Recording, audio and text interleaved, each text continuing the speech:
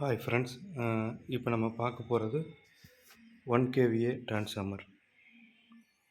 Size பார்த்தீங்கன்னா bobbin size 43க்கு 2 inch வித்துங்க.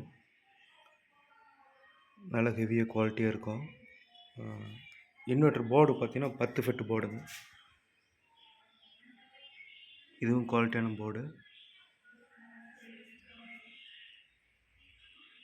1 kVA டிரான்ஸ்ஃபார்மருங்க, 1000 watts use பண்ணலாம். இதில் பார்த்தீங்கன்னா இந்த மேலே இந்த பெயிண்ட் அடிச்சிருக்கிறது வந்து ஹீட்டு ரெடியூசர், ஹீட்டை குறைக்குங்க இந்த பெயிண்ட்டு. பாக்ஸுன்னு பார்த்தீங்கன்னா குவாலிட்டியான பாக்ஸு.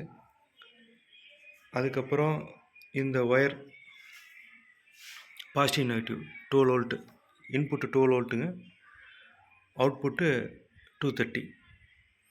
இந்த ஒயர் பார்த்தீங்கன்னா 10 ஸ்கொயர் ஒயரும், நல்லா ஹெவியான ஒயரு, ஆர்ஆர் பிராண்டு. அதேமாரி 2 சாக்கெட்டு 230க்கு 2 விதமாக எடுத்துக்கலாம். நல்ல குவாலிட்டியான காயில்.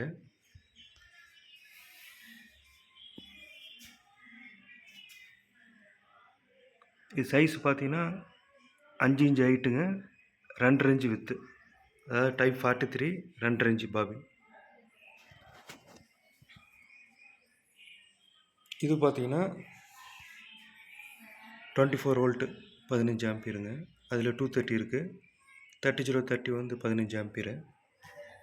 நம்ம எப்போயுமே 10 ஆம்பியர் 10 ஆம்பியருக்கு மேலே எப்போயுமே 10 ஃபீட் தான் யூஸ் பண்ணுவோம். குவாலிட்டியாக ஹெவியாக இருக்கும்.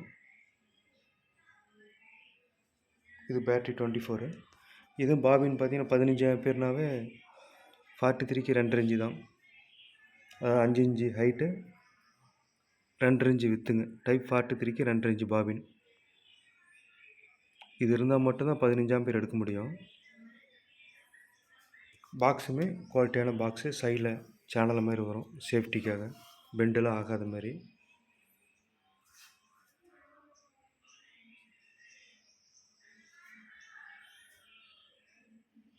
Two volt input, 231 kVA.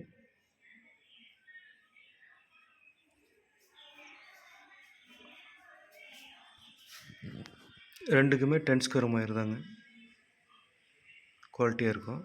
தேவைப்படுறீங்க connect பண்ணுங்கள்.